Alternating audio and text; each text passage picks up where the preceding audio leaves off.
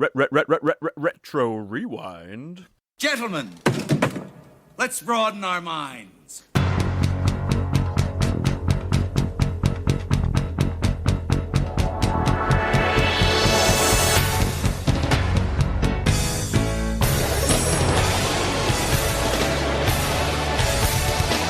Are they in the proper approach pattern for today? Negative. Hold the weapon! Now! Charge the lightning field. Well, welcome back to Dispatch Ajax. I'm just going to blindside you. Oh, yeah. Whoa. Take that. Right in the gut. Ooh. Oh. Put that in your pipe and smoke it. This is cheap. And I'm Skip. Welcome to the Quiet Storm. Oh, man. Our subject today is cartoons from our youth lost to history. Lost to time. Lost like tears in the rain. Yes. Oh, so many cartoons of the past, never to be seen again. I have a feeling this is going to be a series. We'll probably revisit this every now and then. Yes. We love to dig into our own personal histories and the things we loved as little tykes and even as full-grown man-children. So there shall be more. Yeah, and if anyone's wondering, we are Gen Y, and if you don't know what that is, it's not to be confused with millennials. That's a little different. Go find a 35-year-old man and ask him what Gen Y is. But make sure and keep your distance. They bite when cornered. Have you been fed today? They're not good with confrontation, let's just be honest. They never have been. They'll crumple into a ball if you push them too hard. It's a defense mechanism like when you run into a bear. How about we just move to the cartoons? That's what you're here for. Yeah, this was my brainchild. You were Louis Gossett Jr. bearing this child. I'm the Dennis Quaid in this scenario. Are you sure? I love Enemy Mine. I think it's a kind of an I'm glad you set the title for all the people who are like, yeah. What the are they talking about? I really like that movie. The third act is bonkers. And like I've almost completely like cut it out of my memory until I watched it again recently. And I was like, oh, it's like the third act is like John Wick. Yes, yeah, because the child has grown up, and then they are like space mining on the planet, and then they decide to beat up. They don't kill the child, do they? No, they kidnap him to put him into slavery. Oh, right. Good old slavery. That's good stuff.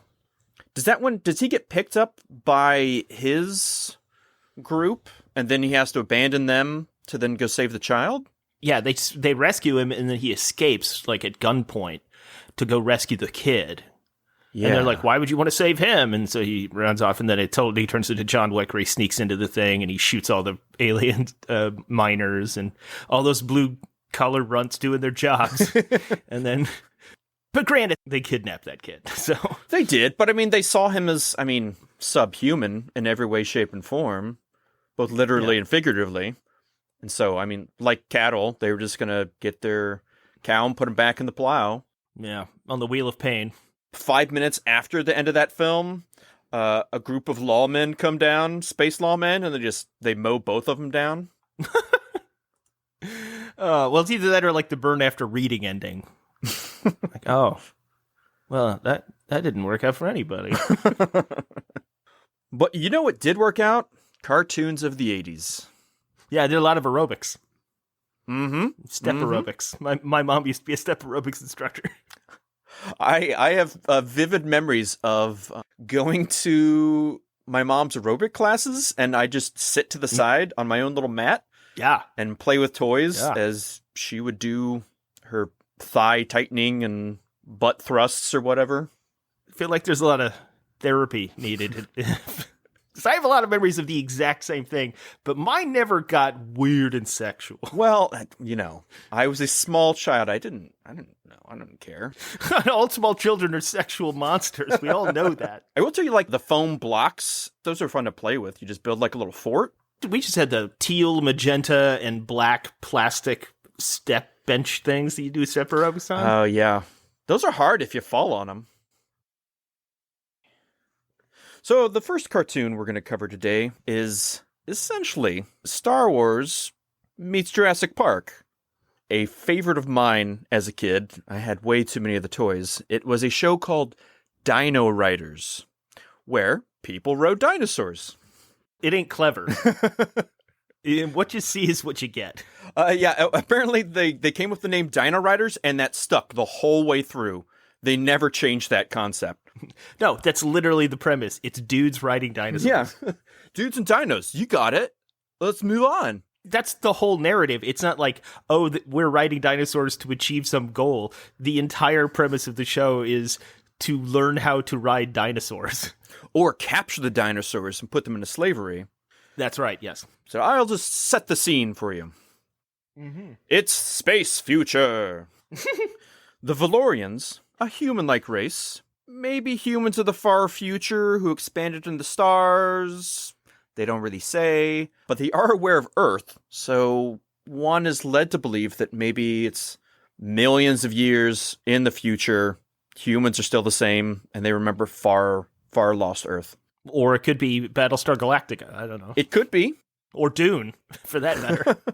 It could be so many things. I think by this point, I don't think anybody in the Dune-verse remembers Earth anymore. Maybe some higher-ups in the guilds and the Bene Gesserit.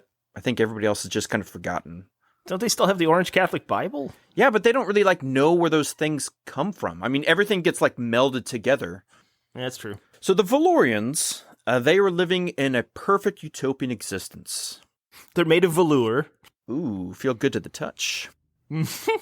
But their perfect existence was shattered when the war-crazed Rulon Alliance attacked Valoria. The Kodan Armada. The Rulons were the personified others, comprising of snake, ant, crocodile, hammerhead sharks, and frog humanoid creatures. All right. The Rulons had defeated everyone in the galaxy up until now. So they're just like the mutants from Thundercats. The mutants from Thundercats? Those are the villains. There's the frog one. There's the jackal one. Yes.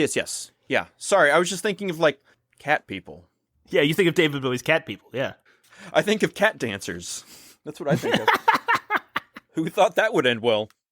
So the Rulons show up after beating everybody, and they start to kick the Valorians' asses.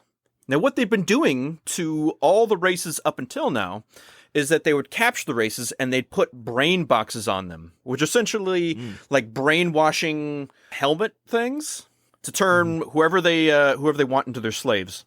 But that didn't seem to work on the Valorians. So the Rulons just decided to kill them all. And they were in the process of doing that. And in a last desperate attempt, a small band of Valorians gathered on a new experimental ship to escape. Kind of like Battlestar Galactica. Yeah, it's exactly like Battlestar Galactica. Yeah, exact. But this new ship had new special technology, I guess, because apparently they don't use it before then. They don't really say, but it seems to be new. And it's called the Space-Time Energy Projector, or evermore, just the step. Every single episode, you would hear people talking about the step. The step this, step that, step on step up, aerobics. Step on out. Step by step. One step beyond. Keep it going. What's your next step, Skip? Don't step on Superman's cape. Wait, isn't that tug on Superman's cape? Don't tug off Superman while stepping on his cape. Don't tug off Superman. So, the Valorians were being chased by the Rulons. The Rulon flagship, the Dreadlock. They don't really do a good shot of it, but I just think of it's like a big predator head with its dreadlocks off the back. Sure. So they're flying through space, and they've locked on the tractor beam to the fleeing Valorian ship. And this is when the Valorians flip on the step and activate it.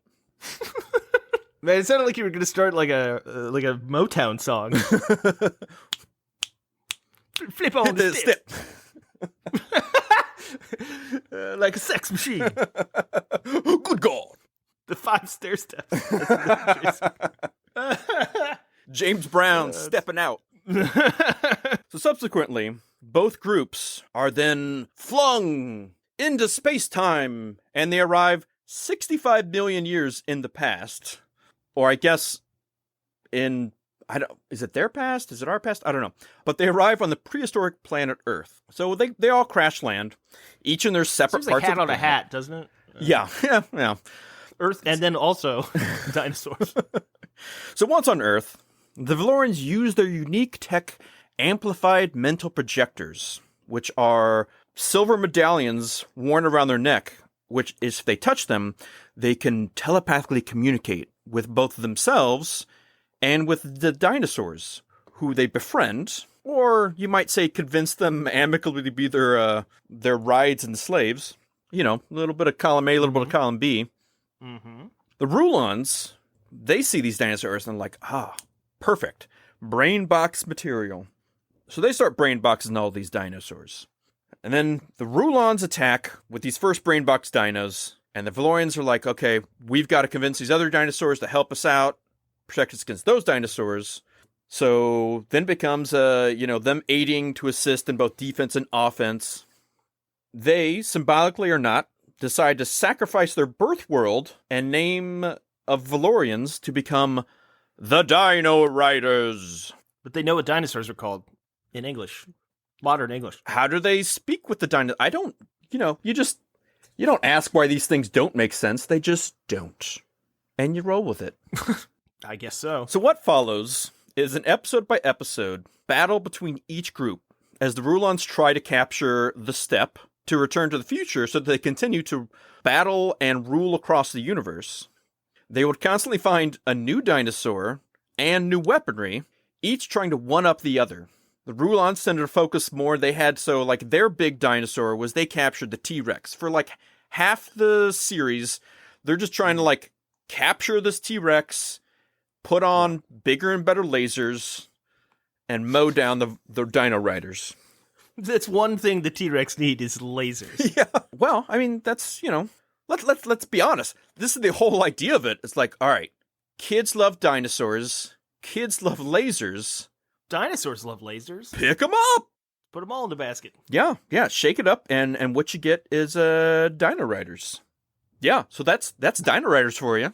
That's how it goes. It sure is. So I loved that show. Okay, we'll continue. No. Please. What did you have any thoughts about Dino Riders? Oh yeah. I mean, I watched that on loop when I was a kid. My grandparents had a cabin at the Lake of the Ozarks, and where we were, this is back in the 80s and 90s, you couldn't get any TV reception. There was literally no channel you could get. We only had VHS tapes of things, and I was a kid, so I really wanted to watch cartoons and stuff. So unfortunately, though, the only tapes they had down there were a couple of Three Stooges collections, some Looney Tunes, and then I brought Dino Riders, the first collection of Dino Riders. To blow their minds. No, they were always outside. I was not an outdoor kid. Here's a shock. Big spoiler alert, indoor kid. Yeah. So they were all on boats and hanging out, fishing and stuff, and I was watching Dino Riders on VHS. But yeah, looking back on it, I remember vividly when they discovered how to make a mirror. Do you remember that? Yeah, well, I did recently watch all episodes of Dino Riders in preparation for this. So I do remember the mirror episode, which is, if I was going to pick an episode to think about, that might be one of the ones. Yeah. I'll get into all the characters, but the main character in that one is a character called Turret. Turret is essentially the Reginald Barclay from Star Trek Next Generation of the Dino Riders crew. Oh, he really is. He's like, oh, geez, I can't really do anything, and I just keep messing. Oh, geez. Yeah. So he decides, I'm gonna go off on I believe he had a stegosaur. He's gonna take the stegosaur out, and maybe it's a triceratops. It doesn't matter. I think it's a triceratops. I think it's a triceratops. Although technically, I don't think they actually used triceratops. So one thing they did is that they gave each race different dinosaurs, but they were the Triceratops and then a dinosaur just like a Triceratops, but with slightly different. And they made both of them so that they could make more money by selling both kind of dinosaurs. And also racial divisions. Stay in your place. Yeah, exactly. So Turret, he decides to try to impress the one Smurfette lady of the Dino Riders. Because she's like, oh man, I miss mirrors. She says, I miss full-length mirrors. And I was like, well, what are you doing with those full-length mirrors? Yeah. Are you putting them above your bed? It's exactly like Madonna's book Sex. Like that whole section. You remember that SNL skit with Phil Hartman? Yeah. So he decides, I'm going to help show her vagina. And he takes his dinosaur out into like Rulon territory. And he uses his little ore finding device, which they have, I guess. Divining rod. He finds a bit of silver, mines it out, heats it up, puts it into the sheet, and then puts it up. And he then kind of like waxes it down. Yeah, he polishes it. Yeah. And his dinosaur sees another dinosaur for the first time and freaks the out and decides like to ram it. And he's got to be like, no, chill out. See, it's not real. It's a mirror. Turret ends up taking this mirror back. He actually doesn't get in trouble for any of this. He just takes it back, shows it to the one lady, and she's like, oh, thanks, Turret. That's really thoughtful. Aww, you know what, my Turret? Vanity. You're really necessary. We all like you. They literally have this while he's gone, pouting. They're like, man, we got to figure some way for him to feel good about himself because he feels like and that he doesn't matter. And you know what? He really doesn't matter. But we have to make him think he matters. What kind of incel fantasy is this? This is what happened in the Dino Riders. See, and that's one of the biggest reasons the dinosaurs died out so long ago. Lack of object permanence. They just needed more mirrors from Turret. So I just want to get real quick into some of the characters that we're going to be dealing with. So you got your main guy, Questar. He's your perfect blue-eyed, blonde-haired leader that has zero personality. Yes, 100%. You have Mind's Eye. That's Mind -Zai, Z-E-I. He's kind of the Zatoichi grandpa. He's blind, but he uses telepathy to like contact everybody, and he can almost kind of like clairvoyantly predict what's going to happen. Oh, they kind of have a similar character later in Thundercats. There's Youngstar. He's the kind of the asshole Starbuck Han Solo wannabe. He's the Billy the Kid from Young Guns. Yes, very much. To the point where he's always trying to like shoot guns better and fly pterodons faster. And he even has like this bit in the first few episodes where he's constantly just trying to hit on the one woman in the show. God. And she's like, leave me alone. Speaking of the one woman in the show, it's Serena. She's again like the Smurfette, but because I guess she's a woman, they don't explain this. She uses her life force to heal dinosaurs and other people. Like Gaia. Yes. You know, the real motherly instinct that comes out. We already talked about Turret. There's Lad, L-L-A-H-D, and he's just a little dip kid. Because you had to have the little dip kid. You had to have the Wesley Crusher. Yeah. Then there's Gunner, and he's kind of like the Thing meets G.I. Joe. Oh, the ever-loving blue-eyed Thing. Oh, okay. Yes. I was thinking John Carpenter's Thing, and I was like, wait, hold on. This is a whole different show now. He doesn't have like a spider legs popping out of his head. And then they had Icon, which may be my favorite character of the show. He's a boring-ass Spock analog. And all he does is he regurgitates statistics on things that are about to happen. Questar, if you don't read this book, there's a 76.3% chance that we shall fail this. Make him sound like Doc Brown.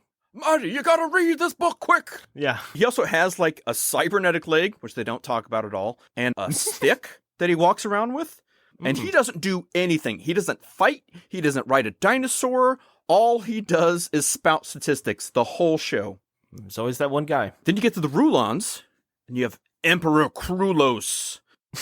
He is a frog man in this suit that's filled with water. So kind of like in a deep sea diver suit all the time. And he's constantly trying to defeat the Valorians and steal the step. His underlings of Rasp, who is a cobra person. Hammerhead, guess what? He's a hammerhead shark person. Okay. Antor, what do you think he is? Mormon. You got it. Yep. He works for the Church of the Latter-day Saints of Space. He gets his own planet. That explains all his aunt sister wives that he has. Mm-hmm. Mm-hmm. And so he's an ant. And those three main guys, they're constantly trying to like bicker and fight amongst themselves to be like the number 2 for Krulos. Then you have Croc. Guess what? He's a crocodile guy. And he never gets into anything. He's just a good little soldier. He's actually an alligator. Croc is just a family name. My father was Crocodile. You please call me Cayman. Yeah, and then you had just a couple other. You had Skate, who was a manta ray. I don't know why. He's just a character from Streets of Rage 2. Yeah. It's Skate. And then Locust, a young kid. the Locust Man, who he's only up behind computers. He doesn't do anything else. I hope that's his actual name, Locust, the Locust Man. It's a family name. Once again, what you see is what you get, you know? So there's one other guy, Grom. So as the series progressed and decided to end, they did one episode after the end of the first season. And that's where they finally got the step working again, and they jump into the future, but one guy, he hits the control panel in the wrong way, and they jump into just the future of Earth, where now it's the Ice Age, and there's a bunch of Neanderthals that are fighting with proto-humans, and they have Grom, who's like the Neanderthal war chief. Like Vandal Savage. He's the well, yeah, he's going to get the step, and he's going to live forever. Mm-hmm. And eat his children. Yeah, and then he's just not gonna. He's gonna be Vandal Savage and just do jack. Really, Grom laughs at your god. When I die, I will have to go before Grom. Buy Grom. No, please buy Grom. On sale at the toy aisle. Mommy, I want it. So those are your main people, and you have some of Frank Welker, the classic Frank Welker. He was the voice of many of those. He was the voice of Krulos mainly. Wasn't he also Skeletor? He was Skeletor. He was a Cobra Commander. Yeah, he was also Megatron in the Transformers. Yeah, there's a lot of Transformers crossover here. So the guy who played Rasp, he played Starscream, and he was Cobra Commander in G.I. Joe, actually. Questar was Bumblebee. He was also Spider-Man in the Spider-Man cartoons. Spider-Man and His Amazing Friends? No, Spider-Man is lackluster cronies. That's Spider-Man and the guy sleeping on his couch. That's kind of the premise of that show. Have you ever really watched that show? Like, he's living in the basement of Aunt May's house with 2 other people.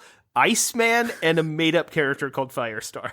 I'd never thought about it. Yeah, yeah, but the slackers of Marvel Universe. Yeah, and they're all 22, living in the same apartment, 2 guys and 1 girl. It's like today, where nobody can afford to buy a house, and there's no living wage, and you have to live with older family members. Spider-Man and his lackadaisical wingdings was prescient of its time. Mm-hmm.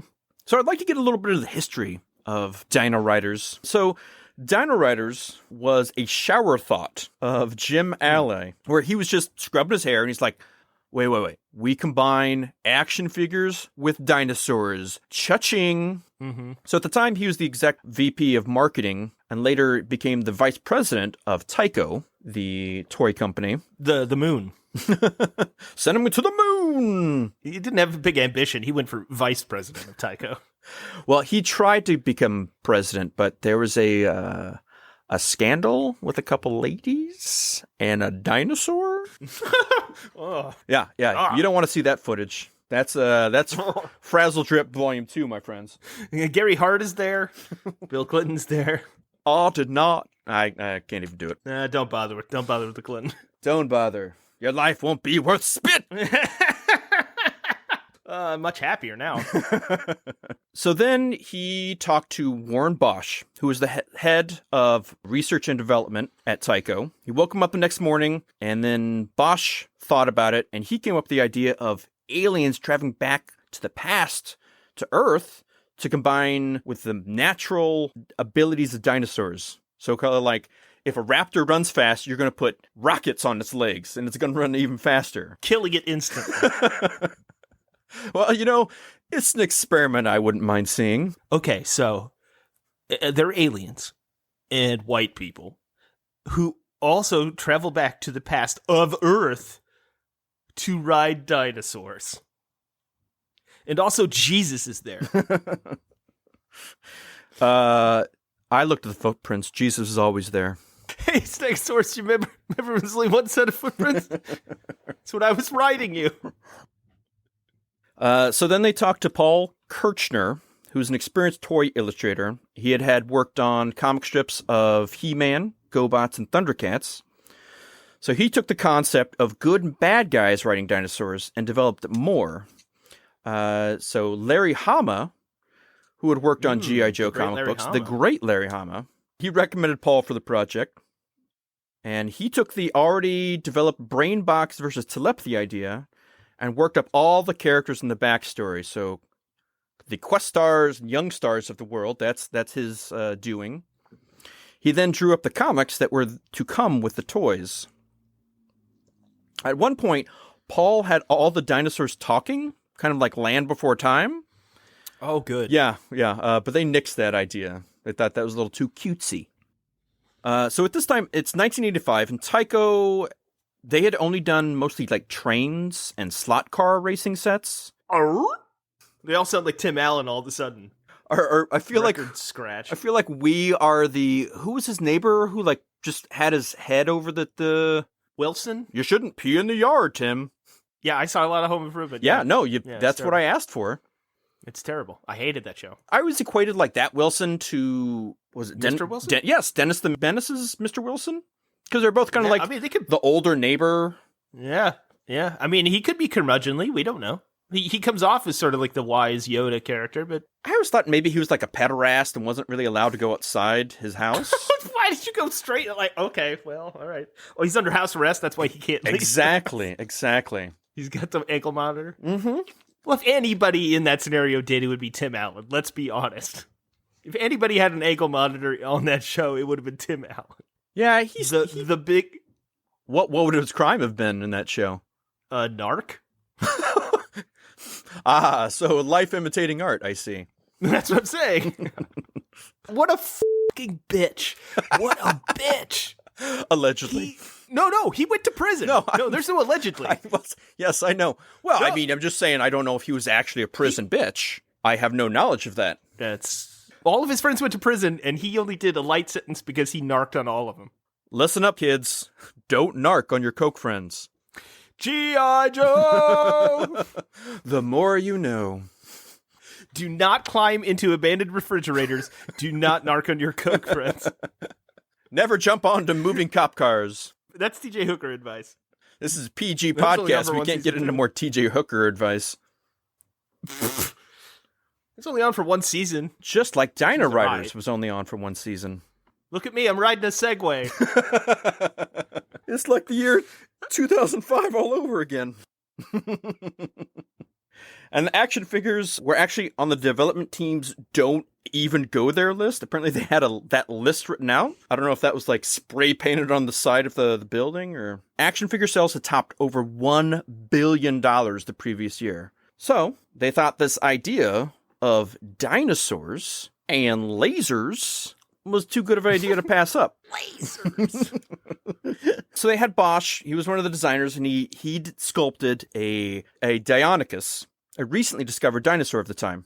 The sculpture was apparently terrible, so he tore it up, started all over, and he spent all night redoing it, painting it, and then he used Kenner's mask pieces, and he just stuck them on for the presentation the next morning, and that was apparently a hit. Man, I almost covered mask. Oh, would have been quite the crossover. So they had many arguments with engineering. Jordy, you asshole, get down there. For like the Deinonychus, they had seen drawings and didn't understand how it would be able to stand. But this is a real animal, and it stood up, so figure it the f*** out. Unlike Barbie. Yeah, exactly. They brought on a well-known paleontologist at the time. They called him... Was it Bob Backer? Yes. They called him Dinosaur Bob. There are certain paleontologists that think he's a joke and kind of hate him, but he has a camp that really loves him too. And they make fun of him in Jurassic Park 3. Oh. There's a character that he wears this signature hat and the beard and everything of Bob Backer, and he dies because he doesn't know what the he's talking about. Interesting. I watched a lot of PBS when I was a kid. My dad worked at a PBS station. They thought of him as a strange character. He would always get into weird conflicts, like when marketing, Tycho wanted to use the term Brontosaurus, which is well known, but he's like, nah, that's not real. We don't use that in the scientific community. So they would like always be bickering and fighting, but he was there like the whole time helping out. Interesting. You remember Baby? Do I remember Baby? What does that mean? The movie Baby. Oh yeah, but with the baby brontosaurus. Yeah. That didn't exist. It was a Brachiosaurus and Charlotte Bronte. Mm-hmm. That's what they mixed it up. Mm-hmm. They thought it was a Brontosaurus. Mm-hmm. Yep. Found it in Tutankhamun's tomb. Yep. Mining this joke well, and we're coming up empty. We're running on empty. So Bernie Loomis was an outside consultant and toy industry giant. Donald Pleasence? When I first met the dinosaurs. The devil dinosaur's eyes. I spent the next 7 years trying not to let the T-Rex get out. That's good. And then Bryce Dallas Howard does it in one scene. Oh, man. In heels. Yeah. So Tycho decided to sell a videotape at their cost in order to generate awareness of their toy line. So in December 26, 1987, Tycho decided to show a full commercial for the launching. And they did a thing where they got a super block where like the same commercial ran on every channel at the same time. Like in Halloween 3. Exactly. This is why we do this show. The greatest battle in the history of the universe is about to begin. The Rulons! They're about to attack!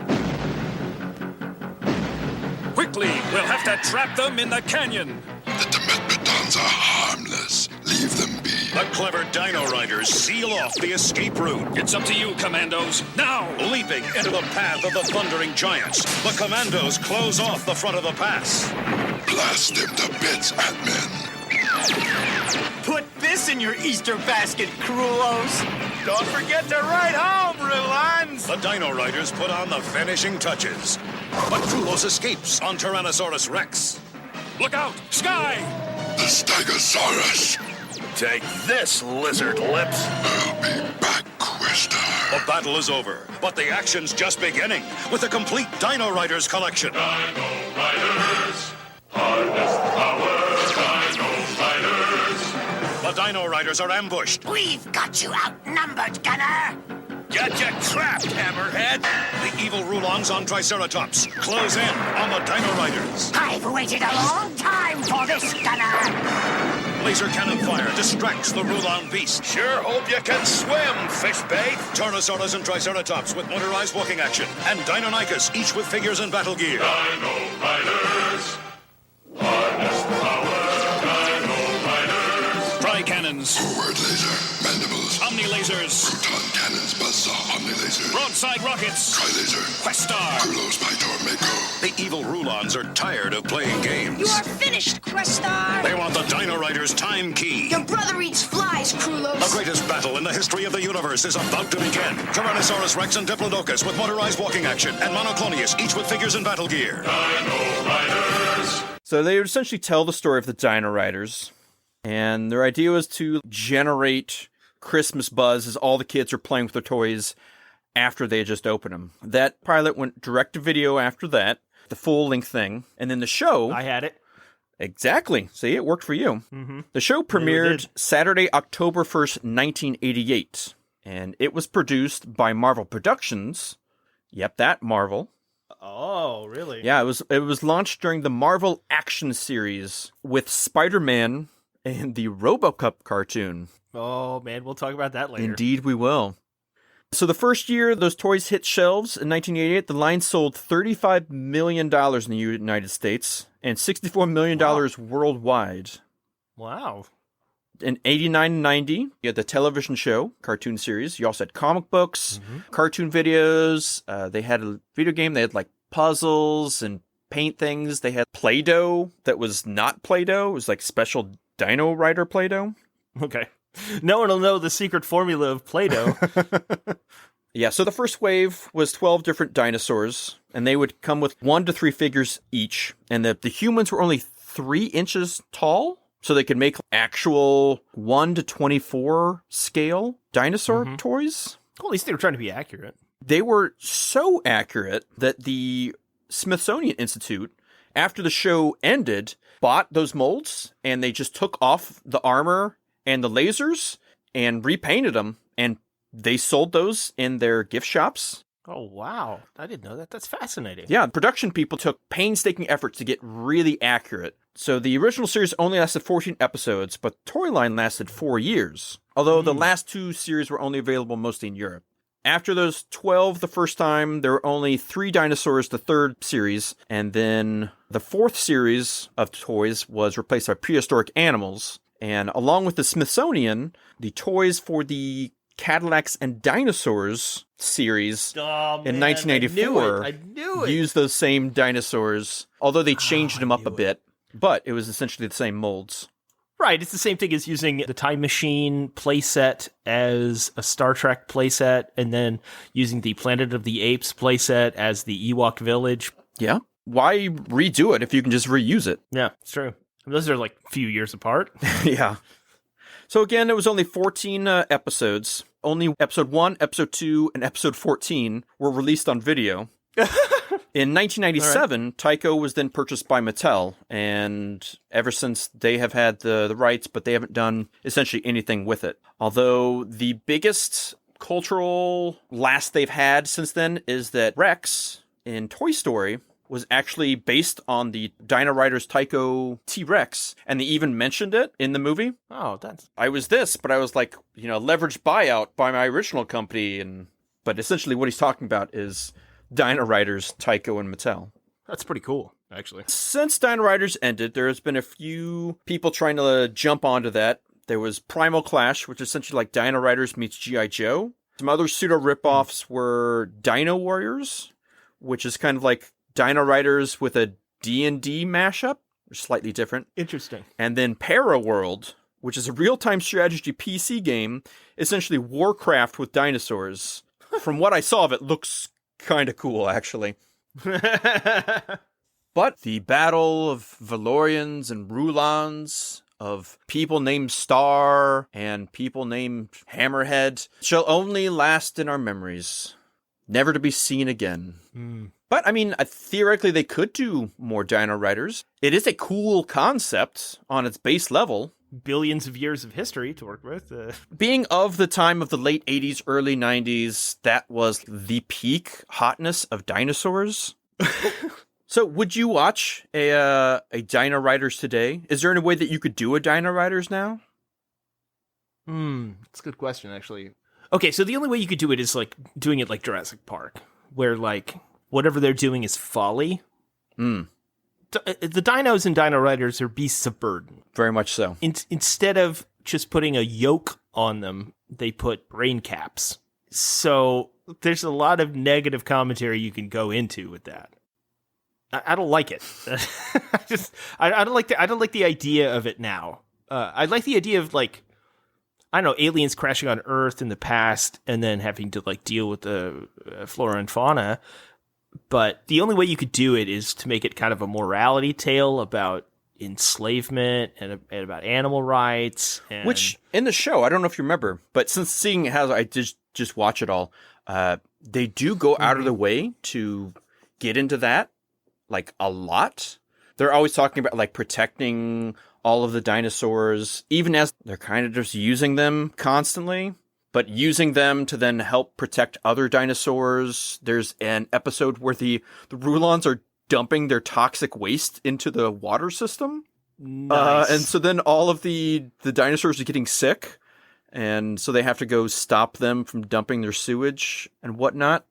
I guess they were asking the dinosaurs to help them save the dinosaurs, but... Telepathically, they were asking for consent. Yeah. It's not, yes, it's not brain boxing them. It's not, completely taking away their will to make them do whatever you want to do. But you're also, like, if dinosaurs really knew that they were going to put on, I don't know, like little mini harnesses and little mini nuclear reactors so they could fire lasers and have lasers shot at them. Right. Why would they sign up for that? No, they're not going to. They're like, no, I'll just go to the other watering hole, you know? You take care of yourself, man. Yeah, there's this land before time, you see? Yeah, it's like, do you know how many seasons of It's Always Sunny in Philadelphia there are? This is like 15? Yeah. It's like, it's 16? Crazy. It just keeps coming out. Yeah, it's true. CBS procedurals are like that, where it's like, no, it doesn't matter anymore.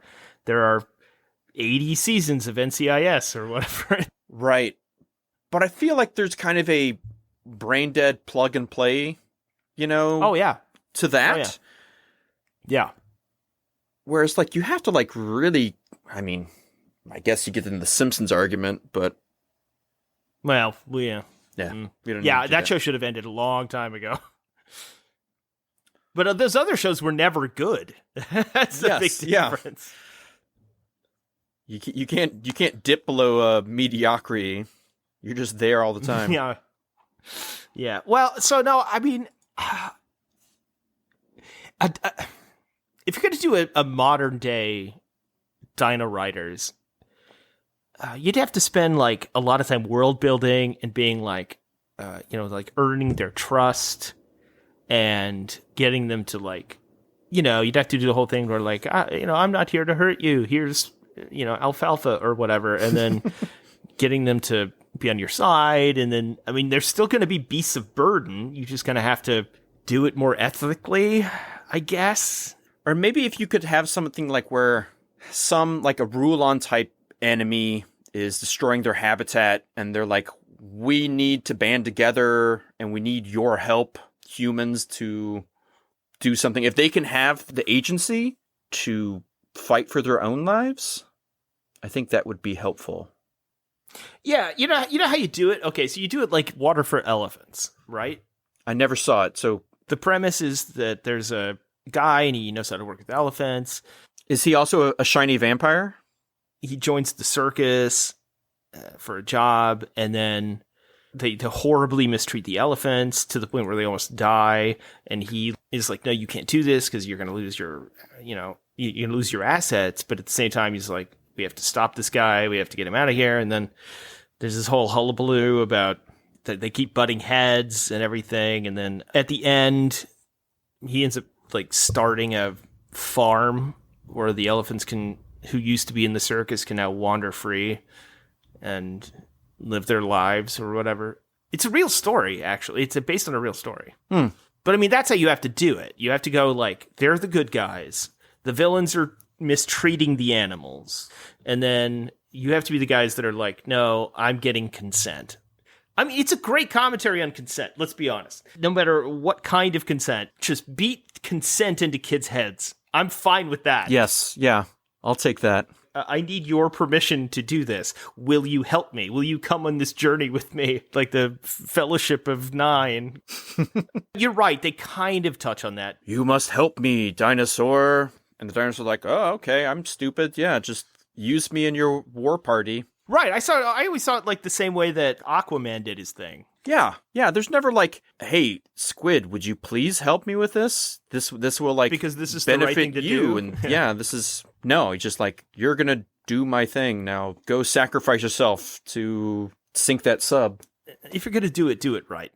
Right? That's my bedroom motto. It's a George Michael reference. You're supposed to. It doesn't matter. So you gotta wake me up before you go. Ah, you're a jitterbug, Jake. I could be your father figure. I loved Dino Riders. I really did. I had a bunch of the toys too. The toys were such a cool concept. I mean, this is again one of those toys that led to a cartoon to sell the toys. Right. It totally worked. I mean, the toys are just so cool. You put lasers and space stuff on top of dinosaurs? That was but crack cocaine to my little kid mind. Isn't it weird that like nobody's tried to reboot that or revisit that? They've rebooted Transformers like 30,000 times. They've rebooted Thundercats at least once. I'm surprised that no one's ever revisited that because it was successful. But nobody's even touched it. Yeah, I think maybe it just didn't do well enough. Declining sales as they did more and more figures, and they didn't do any more cartoons because the ratings weren't great on them. And I think maybe just dinosaurs just, again, not as sexy as you want them to be anymore. Yeah, and maybe they were like not in the right window for dinosaur fever. They were between Baby and Denver the Last Dinosaur / Dinosaurs / Jurassic Park. Maybe they were in that bad space. This is 3 years before Jurassic Park even comes out. Right. You know, I think if maybe this had launched in, say, 1995, I think it would have done gangbusters. It would have had like a 4-year run, and they would have sold some toys. Yeah. Yeah, they're just kind of ahead of the curve. Well, I think they were in between the curves. I think they were in the trough. I think that's the problem. Yes, I'm getting back my sine wave. So, hey, don't forget to subscribe. Do that, subscribe. Don't forget to leave us a review, hopefully 5 stars. Ooh, 5 would be nice. The only reason we say that is because that's how people see us. It's how the algorithm works. It's not about our ego. Well, it's about my ego, so beef that up. It's about ego the living planet. Yeah. We're stupid. Remember, no matter where you go, there you are.